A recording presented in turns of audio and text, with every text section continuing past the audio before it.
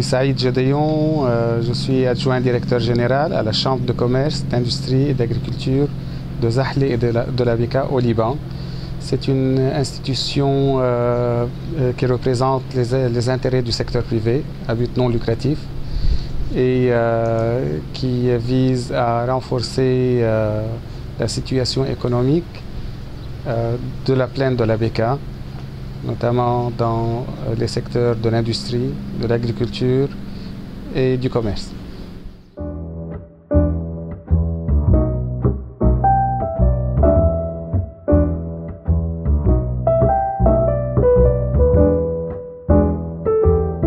Les liens avec les Méditerranées datent depuis longtemps, depuis nos ancêtres les Phéniciens, qui étaient dans plusieurs pays du nord et du sud de la Méditerranée pour le commerce. Et ça a commencé à partir de ce temps-là. Et puis les générations qui ont suivi ont renforcé ces liens, que ce soit au niveau du monde entier et spécialement au niveau de la Méditerranée. On voit des Libanais qui sont partout et qui ont toujours gardé les liens avec leur pays d'origine. Donc ça a renforcé toutes ces relations avec le contour de la Méditerranée, que ce soit les pays sud, ou bien les pays nord, ou bien l'est de la Méditerranée.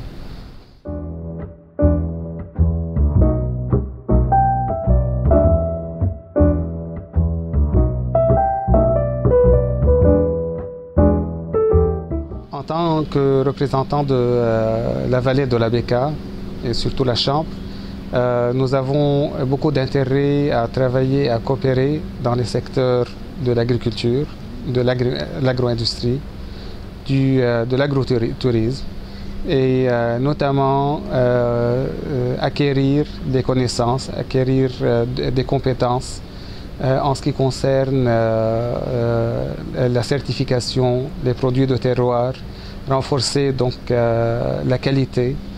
Et ceci donc pourrait être fait vice-versa, donc que ce soit acquérir ou bien donner des connaissances que nous avons et que nous avons acquis durant les années qui ont précédé.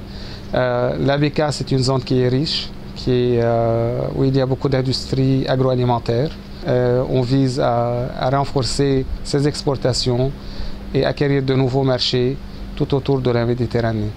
Au niveau tourisme, nous avons des zones rurales qui méritent d'être valorisées, renforcer donc aussi les produits de terroir, faire de manière à ce que les gens de la Méditerranée connaissent nos produits, connaissent notre territoire et pouvoir coopérer à ce niveau-là.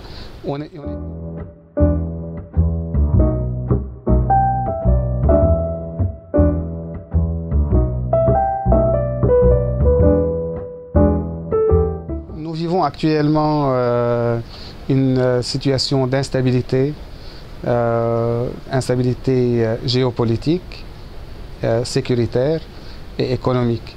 Ça, donc, c'est un grand défi pour lequel on doit regarder et on doit chercher des solutions, que ce soit à travers les pays méditerranéens, mais aussi au Liban en tant que situation interne. Ces défis ne vont pas se résoudre dans les mois ou bien peut-être dans les années à venir. C'est pour cela donc on va s'ouvrir de plus en plus vers la Méditerranée, car les frontières à part la mer sont fermées et on ne peut coopérer qu'à travers ce bassin bleu qui est la mer Méditerranée.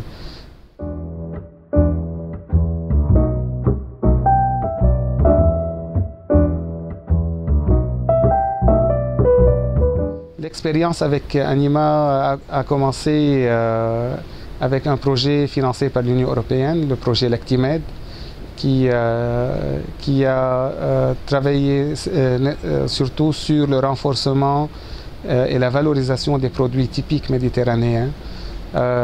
Anima jouait le rôle de coordinateur Et ce projet qui a regroupé 5 pays, le Liban, l'Égypte, la Tunisie, l'Italie et la Grèce, a permis des échanges très importants, des échanges d'expériences, des échanges de compétences avec les différents partenaires de terrain.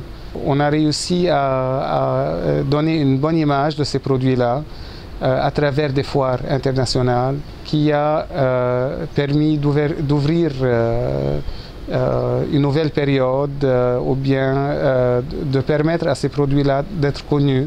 Donc l'Actimed a joué ce lien-là et à travers ce projet, on a pu valoriser beaucoup de produits qui n'étaient pas connus auparavant ou bien qui étaient en train d'être de disparition. Anima, d'un autre côté, aussi dans le programme Invest in Med, nous a permis de participer dans plusieurs activités et plusieurs formations au niveau international, que ce soit donc l'équipe de la Chambre de Zahle et de l'ABK ou bien des autres partenaires du Liban.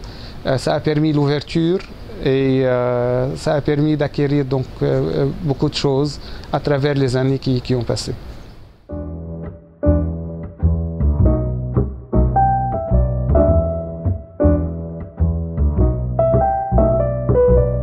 Anima a beaucoup de points forts, notamment sa présence surtout à Marseille, qui est donc au cœur de la Méditerranée. Donc c'est tout d'abord un emplacement qui permet d'assurer des relations avec le pourtour de la Méditerranée. C'est un réseau qui comporte plus de 80 partenaires. Des partenaires gouvernementaux, des partenaires privés, des organisations non gouvernementales aussi. Donc c'est un partenariat riche, c'est des liens très importants et sur lesquels il faut bâtir pour continuer vers l'avenir. Bien sûr, les projets que Anima a gérés au cours de ces 10 ans ont permis d'établir beaucoup de liens avec des bailleurs de fonds, notamment l'Union européenne. Et ces liens avec la Commission ont permis d'aider différents partenaires du Sud et du Nord de la Méditerranée et à coopérer davantage avec ces partenaires-là.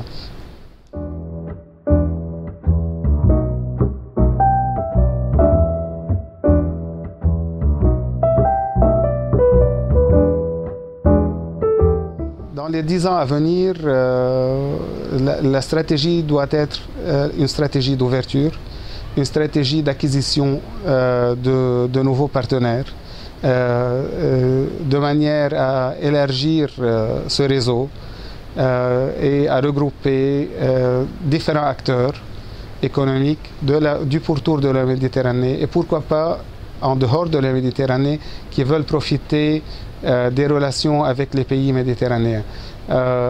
Anima a un grand rôle à jouer à ce niveau-là, notamment le renforcement des capacités du secteur privé qui est le moteur de l'économie méditerranéenne.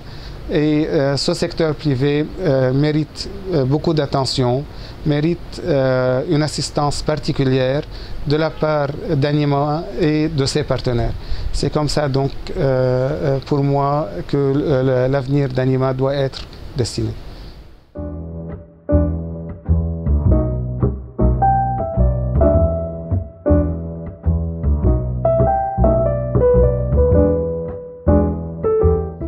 Anima est un pont entre le nord et le sud de la Méditerranée.